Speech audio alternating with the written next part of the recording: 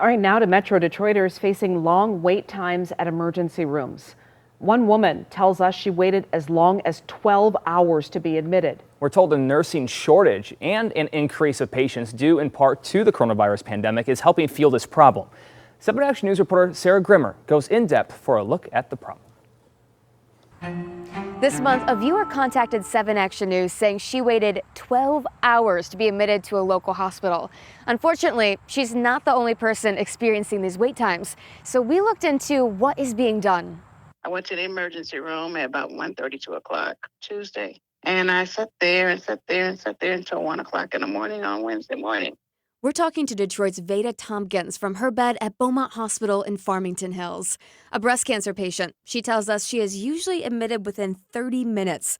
This week, she sat waiting in the ER for 12 hours. No, it's not acceptable. I can understand them having shortages, but that's not acceptable for anybody. There are thousands of Michigan patients like Veda experiencing these horrendous wait times because we simply just don't have the people. Some people have left the profession. Some people were able to command better salaries elsewhere. We can see it in the data. When you don't have enough nurses, there's going to be some pitfalls.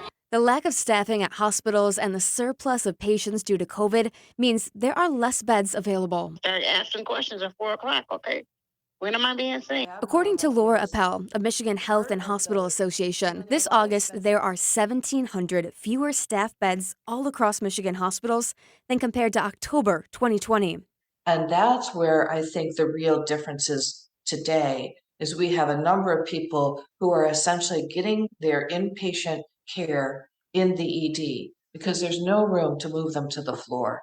The Detroit Medical Center, for instance, used to advertise that it had a 29-minute wait guarantee. I called them up to ask what their wait today is. I was calling to see what your average wait time for a patient right now is. Turns out they've received so much backlash for their wait times, they won't give them out anymore. But they did tell me there were over 60 patients ahead of me in line. Okay, thank you. And it's not just hospitals that are short-staffed, it's nursing homes too. Appel said because nursing homes don't have enough staff, they can't transfer their older patients into a home, resulting in even less hospital beds being available. Can't get people in because I have a workforce shortage, and I can't get people out because I have a workforce shortage.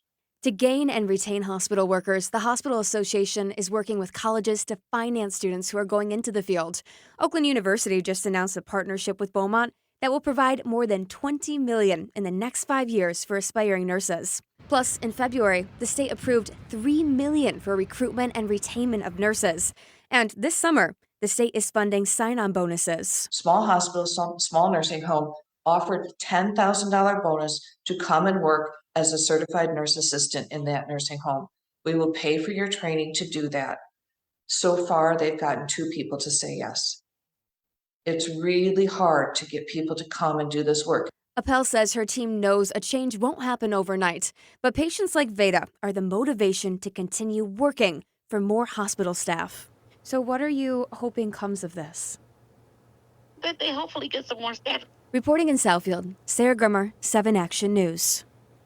Thank you, Sarah. We reached out to Beaumont Health Systems for a statement, and they tell us, quote, "Our emergency centers are open and we are ready to serve our patients.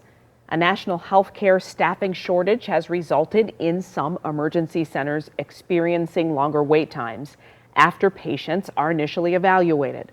Plus, ER volumes are now at or above pre-pandemic levels." You can read more about the staffing shortages on our website, WXYZ.com.